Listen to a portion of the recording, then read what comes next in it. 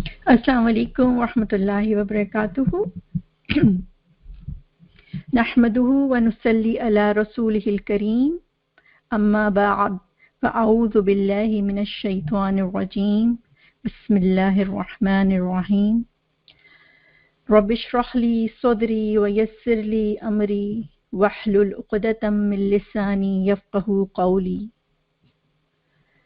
कुल्लु नफ्सिन ज़ाइक़तुल मौत व नबलूकुम बिश्शर्रि वल खैरि फितना व इलैना तुरजऊन। मेरा नाम वैसे तो आप सब को मैं बता ही चुकी हूँ, नाज़िश जबीन है। मैं अमेरिका की स्टेट कैलिफोर्निया में रहती हूँ। Originally I am from Karachi, Pakistan, और अल्हम्दुलिल्लाह वहीं से बीएससी किया, ग्रेजुएशन की बैचलर ऑफ साइंस में। और फिर अल्लाह की तौफीक से, अल्लाह का बहुत शुक्र है कि जब 2009 में अमेरिका में जब हम थे तो अल्लाह सुब्हाना तआला ने मौका दिया और तालीमुल कुरान डिप्लोमा कोर्स किया अल-हुदा कनाडा से। और इसके बाद कोशिश करती रही कि जो कुछ पढ़ा है उसको शेयर करती रहूं।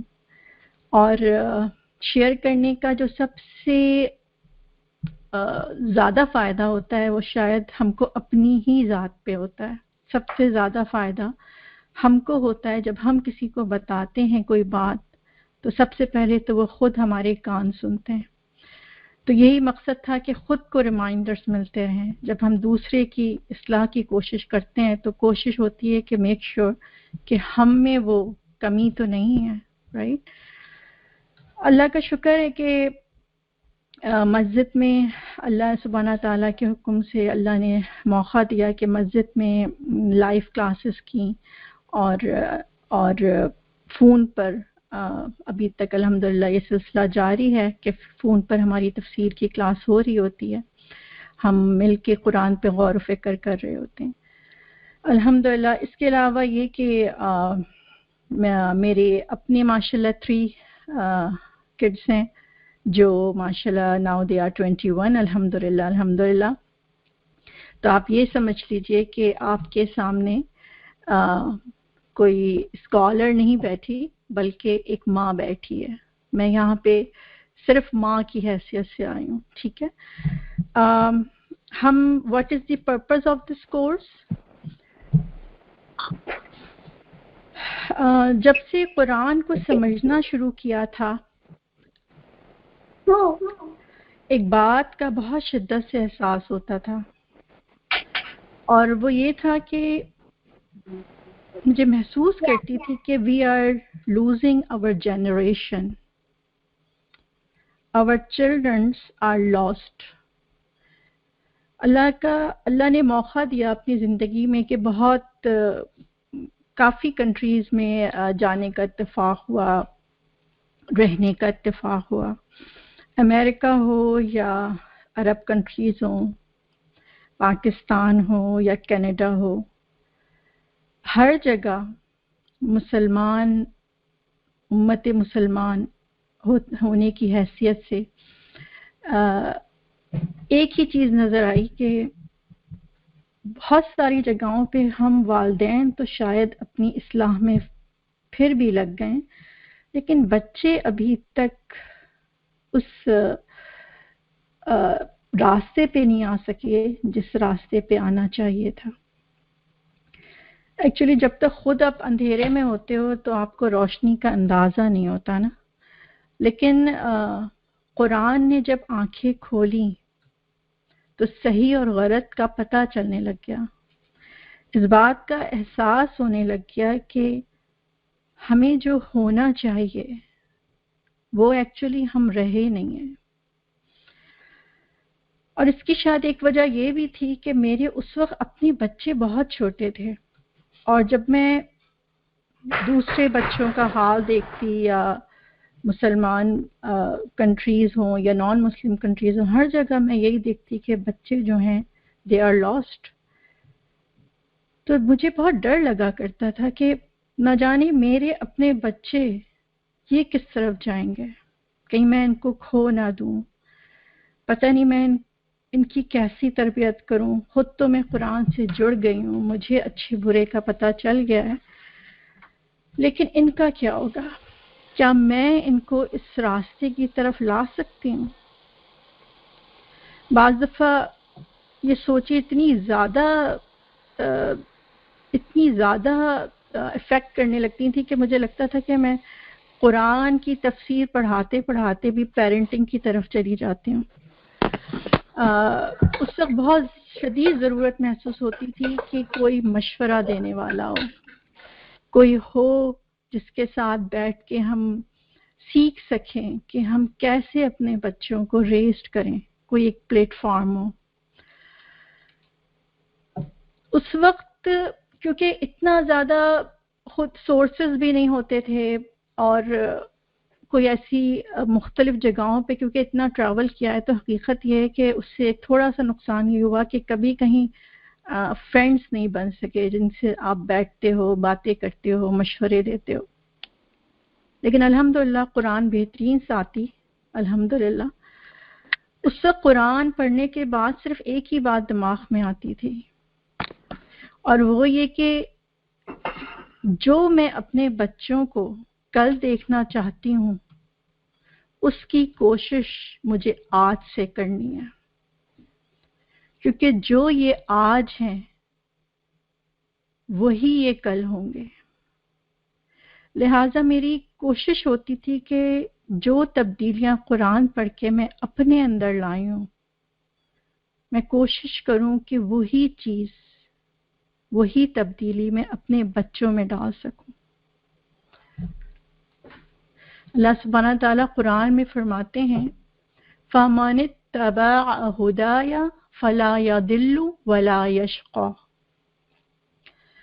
کہ جو کوئی پیروی کرے گا ہدایت کی میری تو نہ وہ گمراہ ہوگا اور نہ ہی وہ کسی تکلیف میں مبتلا ہوگا.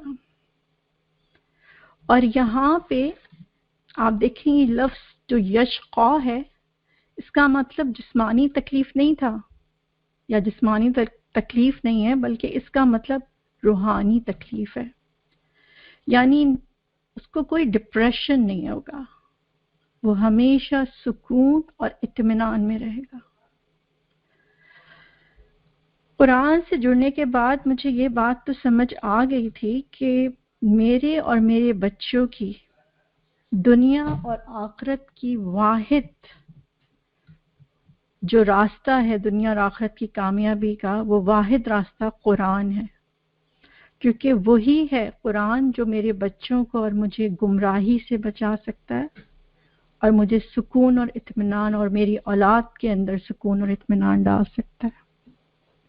لہٰذا آج بھی ہم جس مقصد کے لیے یہاں جمع ہوئے ہیں کہ ہم اپنے بچوں کو فتنوں سے بچا سکیں، تو راستہ تو اس کا قرآن اور سنت سے ہی جائے گا.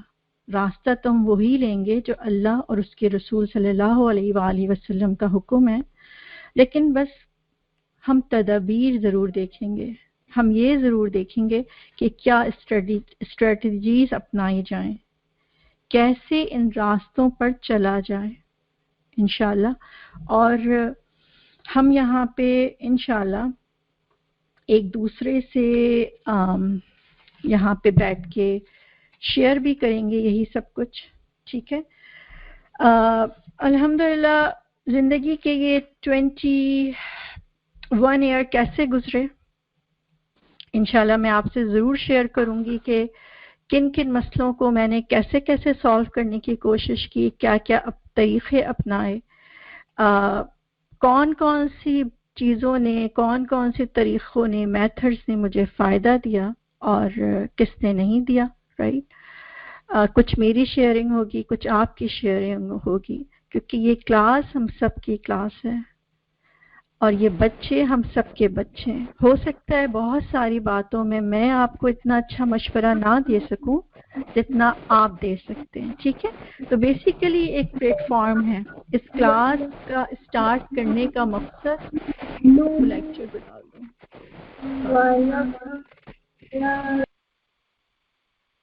सॉरी, औज़ुबिल्लाहि मिनश शैतानिर रजीम।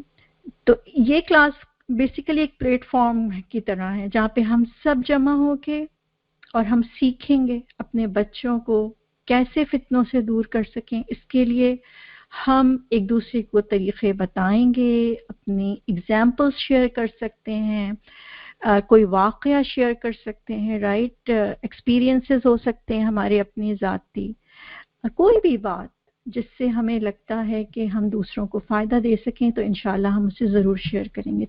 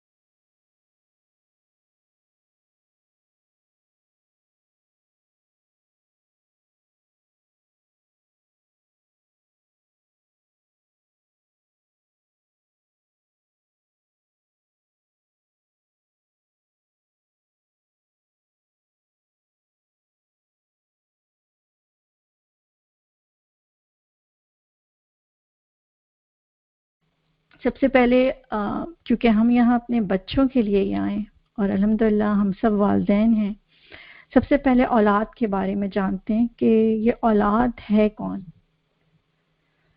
औलाद का ज़रा तारुफ हो जाए, ठीक है। तो अल्लाह सुब्हानहू व तआला फरमाते हैं कुरान में, व इन तउद्दू निअमतुल्लाहि ला तुहसूहा। अल्लाह सुब्हानहू व तआला कुरान में फरमाते हैं कि तुम अगर अल्लाह की नेमतों को गिनना चाहो तो तुम उसको गिन नहीं सकते। और अगर मैं आपसे इस वक्त ये कहूँ कि अल्लाह ने हमें इतनी नेमतें दी हैं, राइट, इतनी नेमतें दी हैं, इसमें सबसे बड़ी नेमत कौन सी है?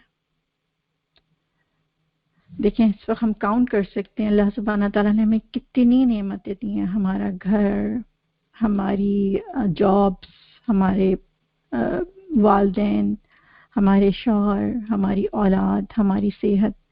लेकिन अगर मैं आपसे ये कहूँ कि इसमें नंबर 1 कौन सी नेमत है, तो हम सबका जवाब एक ही होगा कि जो सबसे बड़ी नेमत, जो सबसे अच्छी नेमत, सबसे अच्छा इनाम जो मुझे अल्लाह सुब्हानहू व तआला की तरफ से लगता है वो मेरी औलाद है, राइट। और आपको पता है इस नेमत का मतलब क्या होता है? लफ्ज़ नेमत का मतलब होता है वो चीज़ जिसको देख के आंखों में चमक आ जाए और इंसान सुकून और इत्मीनान की कैफियत में चला जाए।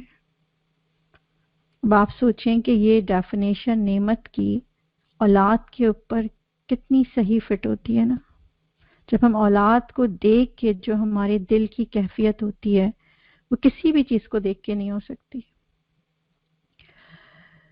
हम खुद कैसा भी खाते हैं, कैसा भी पहनते हैं, खुद कैसी भी तालीम हासिल की हो, किस भी स्टैंडर्ड में पढ़ा हो, राइट, लेकिन हमारी ख्वाहिश और हमारी कोशिश होती है कि हम अपने से बेहतर अपनी औलाद को खिला सकें, अपने से बेहतर उनको पहना सकें, राइट।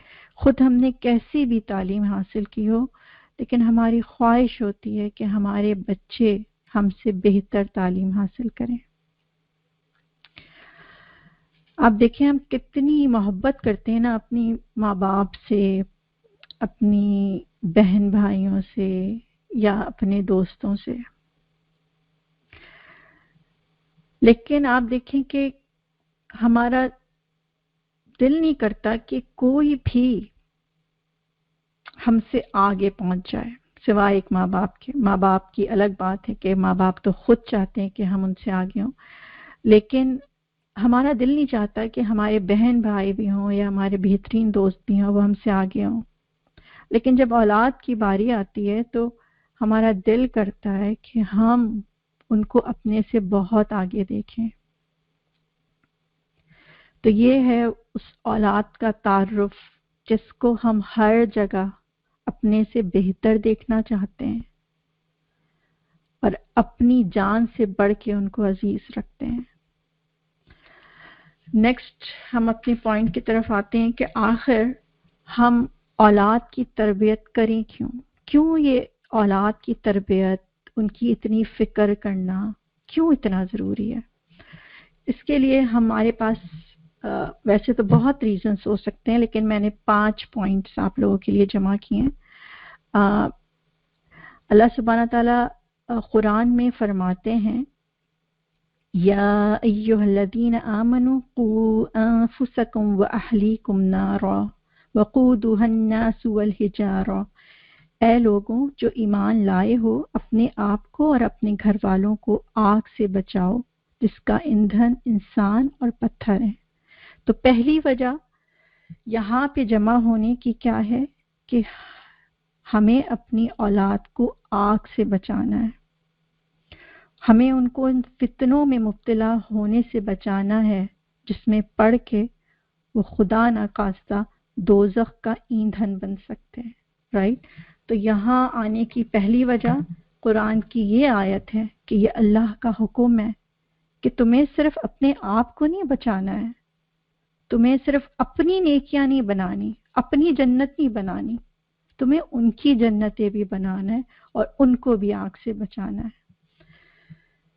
سیکنڈ ریزن کہ اولاد جو ہے ہماری بہترین کمائی ہے دنیا کی. نبی کریم صلی اللہ علیہ وآلہ وسلم نے فرمایا یقیناً تمہاری اولاد تمہاری بہترین کمائی ہے، بس اپنی اولاد کی کمائی میں سے کھاؤ. ہم تو سمجھتے ہیں نا کہ بہترین جاب کر کے جو مال ہم کماتے ہیں وہی کمائی ہوتی ہے، لیکن نبی کریم صلی اللہ علیہ وسلم نے کہا کہ اولاد بھی تمہاری کمائی ہے. یعنی ان کو اتنی بہترین ان کی دنیا کے لحاظ سے بھی تعلیم اور تربیت ان کو دو، اتنی بہترین ایجوکیشن بھی دو کہ تم اگر وہ کچھ بھی کماتے ہیں، وہ عزت کماتے ہیں، وہ شہرت کماتے ہیں یا وہ مال کماتے ہیں، تو تمہارا پورا حق ہے کہ تم ان کی چیزوں سے انجوائے کرو، تم خوش ہو. تو اولاد جو ہے اللہ سبحانہ تعالیٰ نے دنیا کے فائدے کے لیے بھی بنائی ہے. اگر ہم یہ کہتے ہیں کہ اولاد بڑھاپے کا سہارا ہے تو اس میں کوئی غلط بات نہیں ہے. ہمیں پورا حق ہے کہ ہم ان کی بہترین تعلیم و تربیت کریں، اور اگر وہ اپنا مال میں سے ہم پہ خرچ کرتے ہیں تو یہ ہمارا حق ہے، اس میں شرمندہ ہونے کی کوئی بات نہیں ہے. ٹھیک ہے. اور تھرڈ ریزن یہاں پہ آنے کا کہ آخرت میں درجات کی بلندی کا سبب اولاد ہے. نبی کریم صلی اللہ علیہ وسلم نے کہا مرنے کے بعد اعمال کا سلسلہ ختم ہو جاتا ہے سوائے نیک اولاد جو دعا کرے، علم جس سے لوگ فائدہ اٹھائیں، یا صدقہ جاریہ مال جو کہ ہمارے مرنے کے بعد بھی لوگوں کے کام آتا رہے. یعنی ہر چیز، جو بھی ہم نیکیاں کرتے ہیں، کچھ بھی ہم نے دنیا میں کیا ہو، ہر چیز اسٹاپ ہو جائے گی. رائٹ.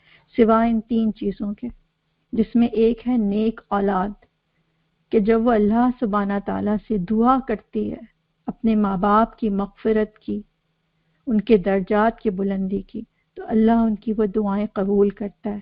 اور اس پہ ایک حدیث بھی ہے نا کہ برزخ میں جب ایک شخص کے درجات بلند ہونے لگے تو اس نے اللہ سبحانہ تعالیٰ سے پوچھا کہ یہ میرے درجات بلند کیوں ہو رہے ہیں؟ تو اللہ سبحانہ تعالیٰ نے کہا کیونکہ تیرے بیٹے نے تیرے لیے دعا کی تھی. اور یہ بات یہاں یاد رکھنے کی ہے کہ نیک اولاد جو دعا کرے، یعنی دعا بھی نیک اولاد کی پوری ہوتی ہے. رائٹ. تو نمبر 2 آج کا جو تھرڈ پوائنٹ ہے وہ یہ کہ آخرت میں درجات کی بلندی کا سبب بنتی ہے اولاد. چوتھا ریزن جس کی وجہ سے ہم یہاں آئے ہیں، اور وہ ہے کہ اولاد کے بارے میں ہم سے سوال ہوگا. آپ یہ دیکھو کہ یہ جو اولاد ہے نا، یہ بہت بڑی نعمت ہے. یہ ایک ایسی نعمت ہے جس سے ہم دنیا اور آخرت دونوں کے فائدے اٹھاتے ہیں. لیکن یہ یاد رکھنے کی بات بھی ہے کہ ہر نعمت جو اللہ نے ہمیں عطا کی ہے اس کے بارے میں پوچھ لازمی ہے. اللہ سبحانہ تعالیٰ ہم سے ضرور پوچھیں گے کہ آخر تم نے اس کا کیا کیا.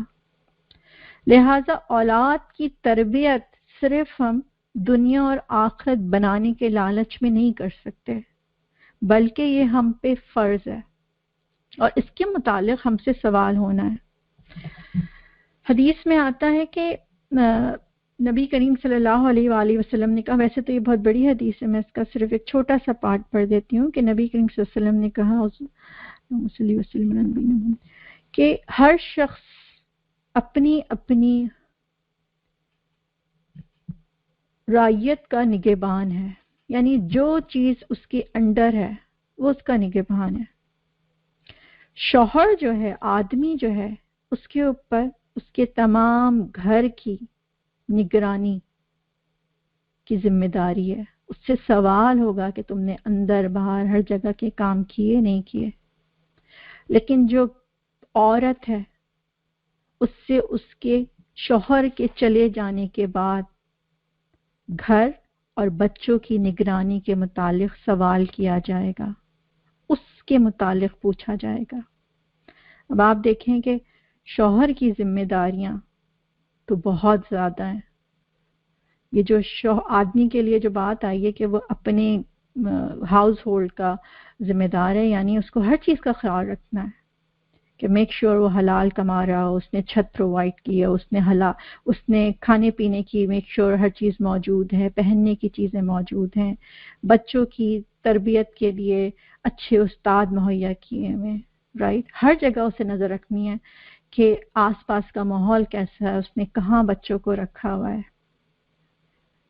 اس کے فرینڈز کیسے ہیں، ہر چیز پہ نظر رکھنی ہے. لیکن عورت پہ دو چیزوں کا سوال ہوگا. ایک یہ کہ جب شوہر نے ہر چیز پرووائڈ کر دی اور وہ گھر سے چلا گیا، اب تم نے اس کے پیچھے گھر کا اور اس کے بچوں کا کیا کیا؟ گھر میں کون آتا جاتا تھا، گھر کا کیا ماحول تھا، بچے گھر میں کیا کچھ دیکھ رہے تھے، ہم کیا کیا باتیں کر رہے تھے جو ان کے کانوں میں جا رہی تھیں. کیونکہ اب شوہر تو نہیں ہے، وہ تو گھر سے باہر ہے، اس کی جو ذمہ داریاں تھیں وہ اس سے پوچھ ہوگی اس کی. لیکن جب وہ چلے جاتے ہیں، ہم گھر میں کیا کر رہے ہیں، ان کو کیا ماحول پرووائڈ کر رہے ہیں، یہ ہم سے پوچھ ہوگی. تو لہٰذا اولاد کی تربیت ان کا حق ہے اور یہ حق ہمیں دینا پڑے گا. کیونکہ ایک حدیث آتی ہے کہ اللہ سبحانہ تعالیٰ اپنے حقوق چھوڑ سکتا ہے اگر وہ چاہے. اگر وہ چاہے تو وہ معاف کر دے گا اگر بندے کی نماز بھی چھٹ گئی ہو. اس کی مرضی ہے، اس کا حق ہے نا، نماز ٹوٹلی اس کا حق ہے. لیکن بندوں کے حق میں اگر کمی کی ہوگی، حقوق العباد، تو اللہ سبحانہ تعالیٰ کہتے ہیں وہ میں معاف نہیں کروں گا. اور ایک اور حدیث ہے کہ کوئی بندہ جس کو اللہ اس کی رعایا کا نگہبان بناتا ہے اور مرنے کے دن وہ اس حال میں مرتا ہے کہ اس کی رعیت میں دھوکہ کرنے والا ہے، یعنی اپنی ذمہ داریوں کو نبھانے والا نہیں، تو اللہ سبحانہ تعالیٰ اس پر جنت حرام کر دیتے ہیں. یعنی اگر اللہ سبحانہ تعالیٰ نے جس کو جو ذمہ داری تھی، ایک بادشاہ کی الگ ذمہ داریاں ہیں، رائٹ، ایک آفس کا کوئی مینیجر ہے یا سی او ہے، اس کی اپنی ذمہ داریاں ہیں، اس سے اس کے متعلق پوچھ ہوگی. ایک گھر میں شوہر ہے، اس کی جو ذمہ داریاں اس سے اس کے متعلق پوچھ ہوگی. اور ایز اے ماں میری جو ذمہ داریاں ہیں اس کے متعلق مجھ سے پوچھ ہوگی. لیکن اگر اللہ سبحانہ تعالیٰ کے سامنے جب ہم کھڑے ہوئے اور یہ ہمارے نامہ اعمال میں موجود ہے کہ ہم نے کوتاہیاں کی ہیں اور کمیاں کی ہیں اور اپنے رول کو جو ہمیں دیا گیا اس کو صحیح طریقے سے نہیں نبھایا، تو اس شخص پر جنت حرام کر دی گئی ہے. جو رول بھی ہمیں دیا گیا اس کو اگر ہم نے صحیح سے نہیں نبھایا تو ایسے شخص پر جنت حرام کر دی گئی ہے کہ باغات اور ان کے باپ دادا اور بیویوں اور اولاد میں سے جو نیک ہوں گے وہ ان کے ساتھ داخل کر دیے جائیں گے جنتوں میں۔ اب آپ خود دیکھ لیں کہ یہ آیت ہم کو بتاتی ہے کہ تم خود کتنے بھی نیک ہو جاؤ، لیکن اگر اولاد نیک نہیں ہوگی تو وہ ہمارے ساتھ نہیں جائے گی۔ تو آپ خود سوچیں کہ ابھی ہم نے پڑھا کہ اولاد کتنی عزیز ہے نا ہمیں، کہ ہم کسی کو اپنے سے آگے نہیں دیکھنا چاہتے سوائے اولاد کے۔ تو اب کیا ہم رہ لیں گے ان کے بغیر؟ ان جنتوں میں ہم ان کے بغیر رہ سکتے ہیں؟ کسی نے کیا خوب کہا ہے نا کہ وہ جنت بھی کیا جنت ہوگی جس میں اولاد نہ ہوگی، رائٹ؟ تو آج یہاں جمع ہونے کا اور اس اپنی اولاد کو فتنوں سے بچانے کی ایک وجہ کہ ہمیں جنت میں ان کا ساتھ چاہیے۔ ایک حدیث آتی ہے نا کہ اللہ سبحانہ تعالیٰ فرماتے ہیں، ایک حدیث ہے نبی کریم صلی اللہ علیہ وسلم فرماتے ہیں کہ ہر بچہ فطرت پر پیدا ہوا ہے، اور فطرت اسلام، دین اسلام کی فطرت، اور والدین ہی ہوتے ہیں جو اس کو یہودی یا نصرانی بنا دیتے ہیں۔ اب آپ دیکھیں یہ حدیث ہمیں بتاتی ہے کہ قصور تو کہیں نہ کہیں ہم والدین کا ضرور ہی ہوتا ہے نا۔ اگر ہم اپنی پوری محنت کر چکے ہیں جب تو ظاہر ہے ہماری پوچھ نہیں ہے، لیکن اگر ہم نے محنت نہیں کی ہوئی تو ہم کیا جواب دیں گے؟ کیونکہ اللہ سبحانہ تعالیٰ تو ہر بچے کو اسلام پر ہی پیدا فرماتے ہیں، ہماری مرضی ہوتی ہے ہم اس کو گھر میں کیا ماحول دیتے ہیں، اس کو یہود اور نصارہ نہ بھی بنائیں۔ آپ دیکھیں آج کل بچے کیا کچھ نہیں بن رہے، کتنے بچے ہیں جو اسلام کو چھوڑ رہے ہیں۔ اسلام کو تو وہی بچے چھوڑتے ہیں نا جو مسلمان گھروں میں پیدا ہوتے ہیں۔ ہماری مرضی ہوتی ہے ہم ان کو شیعہ بنا دیں، ہم ان کو سنی بنا دیں، جس ہم چاہیں ان کو فقہ سے جوڑ دیتے ہیں، جو چاہیں ان کے دماغوں میں ڈال دیتے ہیں۔ تو انشاءاللہ اس کورس میں ہم یہ بھی دیکھیں گے کہ آخر ہم سے کہاں کہاں غلطیاں کوتاہیاں ہوتی ہیں، کہ ہم خود تو اپنے آپ کو صحیح کرنے کی کوشش کر رہے ہیں، لیکن کیوں ہم اپنے بچوں کو صحیح نہیں کر پاتے؟ آخر غلطی کہاں ہوتی ہے؟ ٹھیک ہے، یہ 5 پوائنٹ ہے۔ آج کا جو ٹاپک ہے فتنہ، ہم یہ جاننے اس ٹاپک پہ آنے سے پہلے کہ آخر فتنوں سے بچا کیسے جائے تھوڑا سا غور و فکر کرتے ہیں، اور حدیث کی روشنی میں کہ آخر فتنہ کے میننگ کیا ہے۔ ٹھیک ہے، تو سب سے پہلے فتنے کے میننگ کی طرف آتے ہیں۔ لفظ فتنہ جو ہے یہ روٹ ورڈ فا تانون سے نکلا ہے، اور اس کا مطلب ہوتا ہے کسی بھی چیز کو آگ پہ جلا کے بہت ہی عمدہ اس کا عمدہ پن جو ہے وہ ظاہر کر دینا، یا گولڈ کو جیسے آگ پہ جلا کے اس میں سے کھوٹ کو نکال دینا۔ بیسیکلی اللہ سبحانہ تعالیٰ یہاں انسان کا خیر اور شر الگ کر دیتے ہیں، اور شریعت میں فتنے کے لفظ فتنہ کا مطلب ہے آزمائش یا امتحان، جسے ہم کہتے ہیں ٹیسٹ۔ ٹھیک ہے، ایک اور جگہ آتا ہے کہ اسٹار احمد نے بہت اچھی اس کو ایکسپلین کیا کہ فتنہ دراصل ہر وہ کیفیت ہے جس میں صاحب ایمان کے لیے ایمان پر قائم رہنا اور اسلام پر عمل کرنا مشکل ہو جاتا ہے۔ یعنی فتنہ اس کیفیت کا نام ہے، ان حالات کا نام ہے جس میں اسلام کو پہ عمل کرنا انسان کو بہت ڈیفیکلٹ لگتا ہے، یا اسے لگتا ہے کہ اب بس میں گیا، میں ایمان پر قائم نہیں رہ سکتا، کچھ نہ کچھ غلطیاں ضرور ہو جائیں گی، کبھی نماز چھٹ رہی ہے، کبھی روزے چھٹ رہے ہیں، رائٹ، کبھی جھوٹ چل رہا ہے۔ تو یہ ہوتا ہے فتنہ۔ اگر آپ دیکھیں تو آج کا پورا معاشرہ ہی فتنہ بنا ہوا ہے۔ ایک لمحے کو سوچیں، ابھی تو یہ میں آپ سے صرف چند فتنوں کی بات کروں گی، جب ہم اصل ٹاپک پر آئیں گے نا کہ آخر کون کون سے فتنے ہیں، تو ہمیں ان فتنوں کا بھی اندازہ ہوگا جن کو ہم سوچ نہیں سکتے، جو ہم کو ابھی نظر نہیں آ رہے، لیکن ہمارے بچوں کو ان فتنوں کا ہم سے زیادہ پتہ ہے۔ इस वक्त तो मैं आपको सिर्फ उन चंद फितनों का नाम लूंगी जो हमें सिर्फ इजीली नजर आ रहे हैं। नंबर 1 आप देखें, लिबास का फितना, इंटरनेट का फितना, राइट, या टीवी का फितना आप कह लो। आप जिना के रास्ते देखो कितने आसान बना दिए गए, ये भी एक फितना खड़ा हुआ है। आप हराम कमाने को देखो कितना आसान बना दिया गया है, ये एक अलग फितना है। बेसिकली अगर आप देखें तो फितने से या तो इंसान, जब इंसान फितनों के पास आता है ना, या फितने उसके पास आते हैं, तो दो में से एक काम होता है। या तो इंसान उस टेस्ट, फितने का मतलब अगर आप आसान वर्डिंग में समझें तो टेस्ट है या इम्तिहान है या आजमाइश है, राइट। तो या तो इंसान उस फितने को देखता है, या उसमें जब उसके पास वो फितना आता है तो या तो वो उस फितने से बच जाता है या उसमें फंस जाता है। दो में से एक काम होते हैं। इसकी आपको एक सिंपल सी एग्जांपल ले लें, इंटरनेट, ये एक टेस्ट है, एक फितना है, राइट, हम सब के लिए। अब या तो हम इससे फायदा उठा लेंगे या इससे नुकसान उठा लेंगे। अगर हमने इंटरनेट से फायदा उठा लिया, जैसे इस वक्त हम इंटरनेट से फायदा उठा रहे हैं, या और भी बहुत फायदे के काम होते हैं, दुनिया की पढ़ाई हो सकती है, दीन की पढ़ाई हो सकती है, लोगों से बात करना हो सकता है, तो इसका मतलब है कि हम इंटरनेट के फितने से बच गए।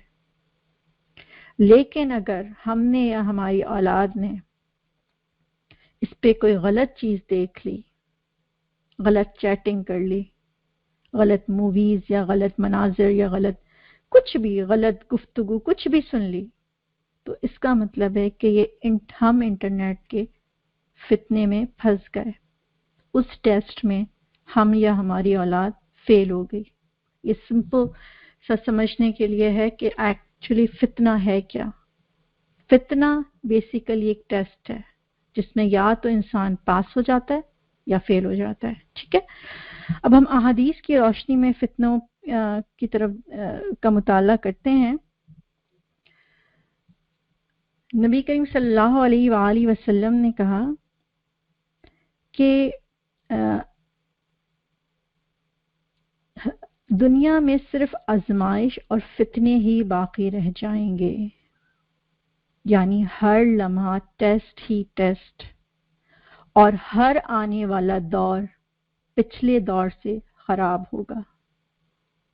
अब आप सोचें, ये हदीस नबी करीम सल्लल्लाहु अलैहि वसल्लम ने बताई कि यानी एक वक्त आएगा कि सिर्फ और सिर्फ दुनिया में आजमाइश ही आजमाइश है, टेस्ट ही टेस्ट, और कुछ बाकी नहीं बचेगा। और आप इस वक्त देखें, आप घर में हो या घर के बाहर, कभी आंखों को बचाओ, कभी जबान को बचाओ, कभी कानों को बचाओ। किस कदर आजमाइशें हैं, किस कदर टेस्ट हैं। हर लम्हे मैं या मेरी औलाद या तो इन टेस्टों में फेल हो रहे हैं या पास हो रहे हैं, राइट। और हर आने वाला दौर पिछले दौर से खराब होगा। और वाकई हकीकत है। मैं अगर 10 साल पहले का वक्त सोचती हूँ ना, जब मैंने ये कुरान का कोर्स कंप्लीट किया था, उस वक्त मुझे लगता था कि बहुत फितने हैं, मैं कैसे अपने बच्चों को इस माहौल से बचाऊंगी, स्कूलों में क्या हो रहा है, टीवी पे क्या देख रहे हैं, कौन से दोस्त हैं, क्या बातें कर रहे हैं, क्या सुन रहे हैं, क्या खा रहे हैं, ये ना पहन लें, गलत चीज ना सुन लें, राइट, यही लगता था ना। लेकिन आप देखो, आज जब मैं देखती हूँ तो इसमें कोई शक ही नहीं कि आज जितने फितने हैं, 10 साल पहले तो वक्त बहुत बेहतर था। तो हर दौर, हर आने वाला दौर पिछले दौर से खराब होगा। और इन दोनों अहदीसों से हमें पता चला कि फितनों से फरार तो मुमकिन है ही नहीं। सिर्फ हमें चेक ये करना है कि हम और हमारी औलाद इन माहौल में, इस फितनों में अपने रब के कितने फर्माबरदार हैं। हालात कितने ही खराब क्यों ना हो जाएं, हमें रब का बंदा बन के रहना है।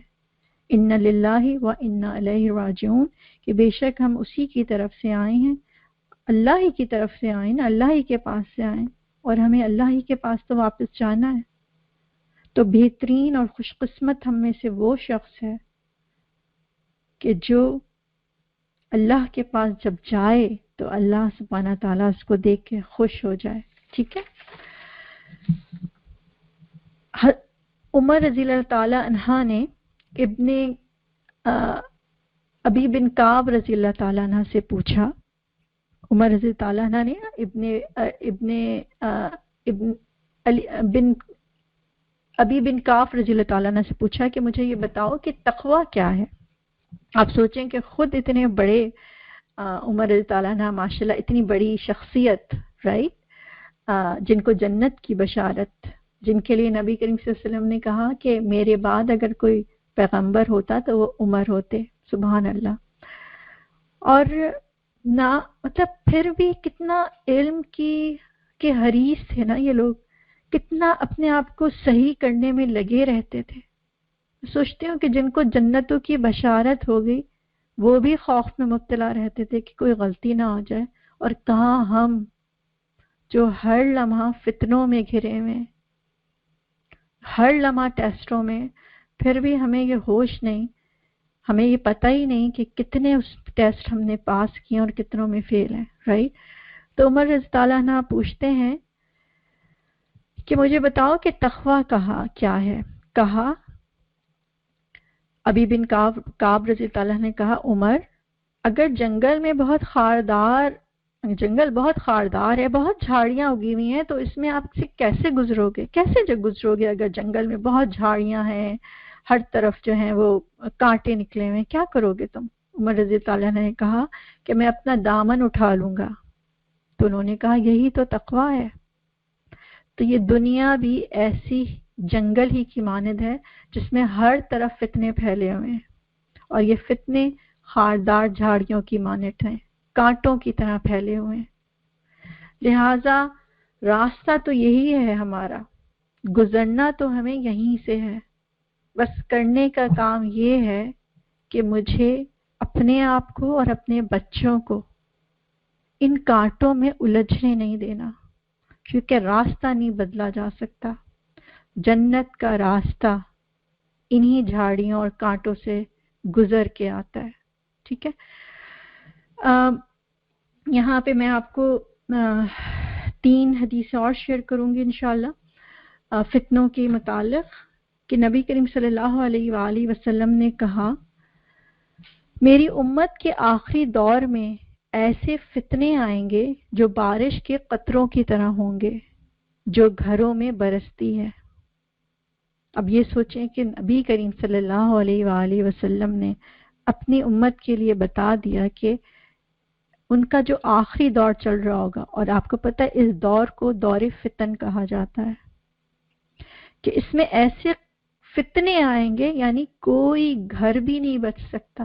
جب بارش ہوتی ہے، آپ مجھے بتائیں ایسا ہوتا ہے کہ کچھ گھروں پہ بارش نہ برسے اور میرے آگے پیچھے دائیں بائیں والے گھر پہ برس جائے اور میرا گھر بچ جائے؟ نہیں، ہر گھر میں بارش برستی ہے جب بارش ہوتی ہے. تو فتنے بھی اسی طرح ہر گھر میں داخل ہو جائیں گے. لیکن پھر یاد رکھیے گا کہ کچھ لوگ ان ٹیسٹوں سے پاس ہو جاتے اور کچھ فیل، کیونکہ یہ نہیں ہو سکتا کہ فتنے ہمارے گھر میں نہ ہو. کیا انٹرنیٹ کو ہم ہٹا سکتے ہیں گھر سے؟ نہیں ہٹا سکتے. کیا ٹی وی کو ہٹا سکتے ہیں؟ نہیں ہٹا سکتے. کیا فون کو ہٹا سکتے ہیں؟ نہیں ہٹا سکتے. ہر چیز ہمارے گھروں میں موجود ہے، لیکن ہمیں اس سے صرف فائدے اٹھانے ہیں، ان کی خرابیوں سے بچ کے رہنا ہے.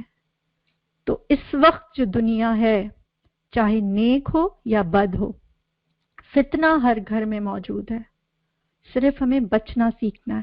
ٹھیک ہے، اللہ کی توفیق سے. اور دوسری حدیث ہے کہ انسان کا یہ حال ہوگا کہ وہ قبر میں ایک مردے کو دیکھ کر انسانوں کا یہ حال ہوگا کہ وہ قبر میں ایک مردے کو دیکھ کر کہے گا کہ کاش میں بھی مر چکا ہوتا اور اس کی جگہ ہوتا.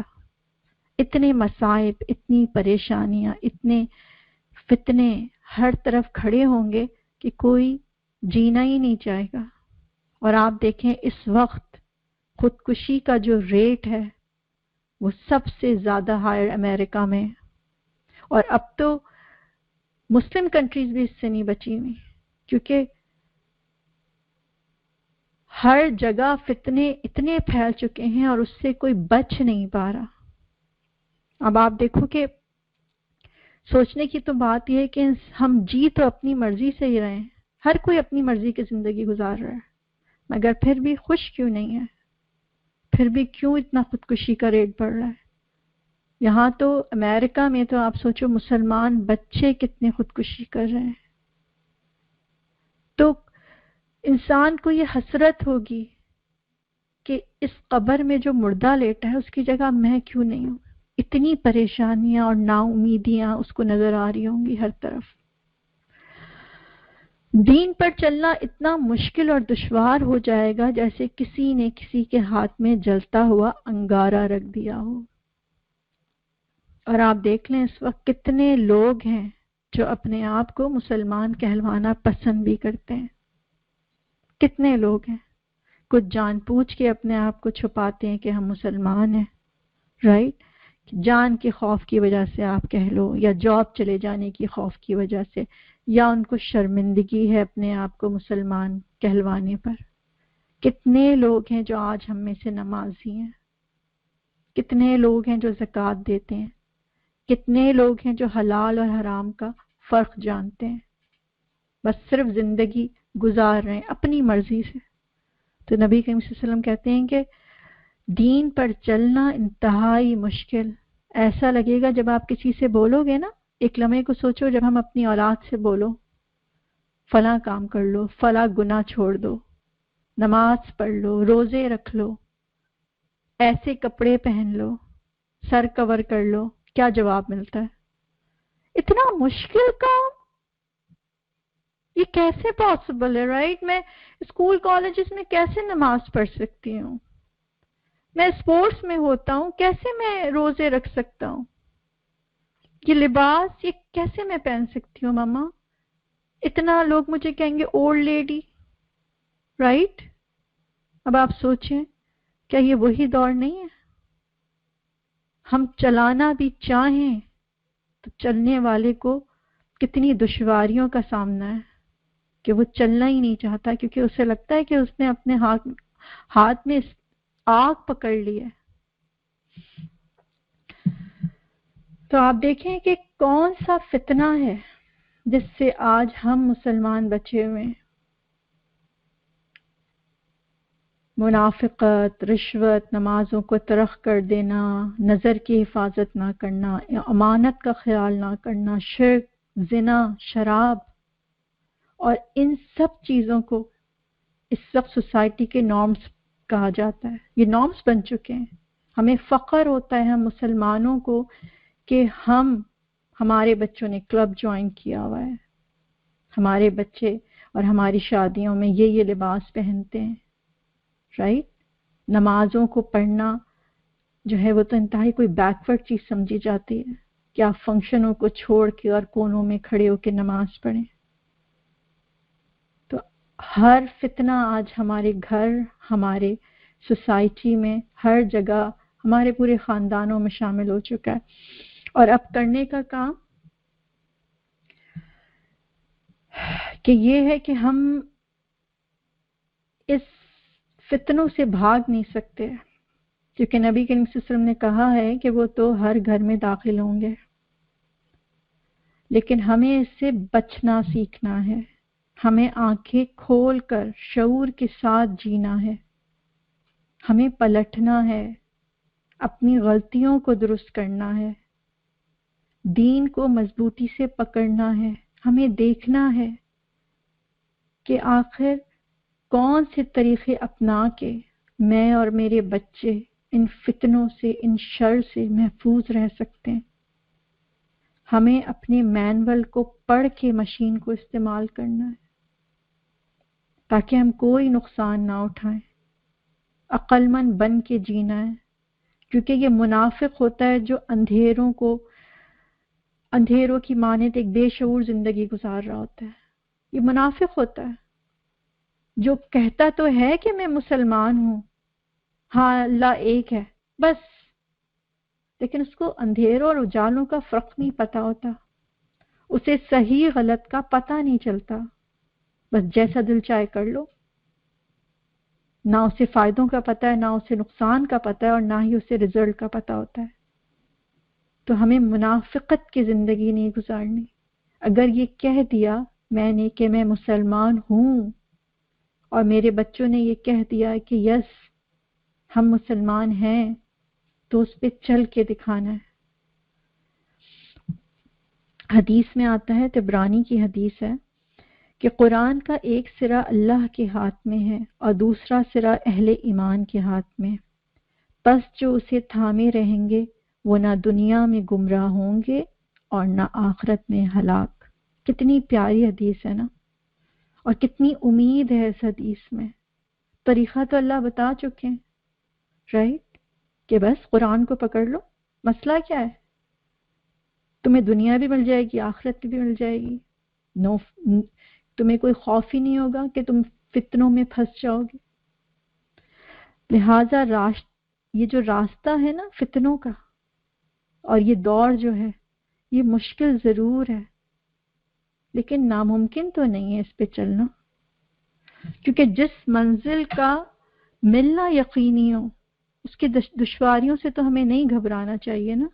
जब हमें पता है कि अल्लाह सुब्हान तआला ने कह दिया कि ना तुम दुनिया में गुमराह होगे और ना ही आखिरत में हलाक, तो इसका मतलब है कामयाबी ही कामयाबी है। तो जब कामयाबी का यकीन दे दिया गया, तो दुश्वारियों से या उसकी तिवालत से क्या घबराना। तो इंशाअल्लाह फितने मौजूद हैं, मगर हमें इससे बचना सीखना इंशाअल्लाह, ठीक है। और नेक्स्ट क्लास में इंशाअल्लाह, नेक्स्ट फ्राइडे को जो हमारी क्लास होगी, हम वहां से स्टार्ट करेंगे कि आखिर सबसे अहम तरीन चीज क्या है जिसके जरिए मेरे औलाद, मेरे बच्चे जो मुझे बहुत अजीज हैं, वो फितने से बच सकते हैं। सबसे अहम तरीन चीज। और ये सवाल समझ लें कि मैंने आपको सोचने के लिए दे दिया है। मैं देखती हूँ कि कौन मुझे नेक्स्ट वीक जवाब देगा। जवाब तो बहुत सारे हो सकते हैं, और हो सकता है आप सही भी हो, लेकिन मैं चाहूंगी मुझे वो जवाब भी मिले जो मेरे पास हो, ठीक है। हमें उस अहम तरीन चीज को ढूंढना है, जो अगर मेरे बच्चों को मिल जाती है तो उनका फितनों से बचना बहुत आसान हो जाएगा, ठीक है। मैं इंशाल्लाह दुआ पढ़ लेती हूँ, फिर नेक्स्ट वीक आपसे मुलाकात होगी। सुब्हानकल्लाहुम्मा व बिहम्दिका अशहदु अल्ला इलाहा इल्ला अंता अस्तगफिरुका व अतूबु इलैक। अस्सलामु अलैकुम व रहमतुल्लाहि व बरकातुहू।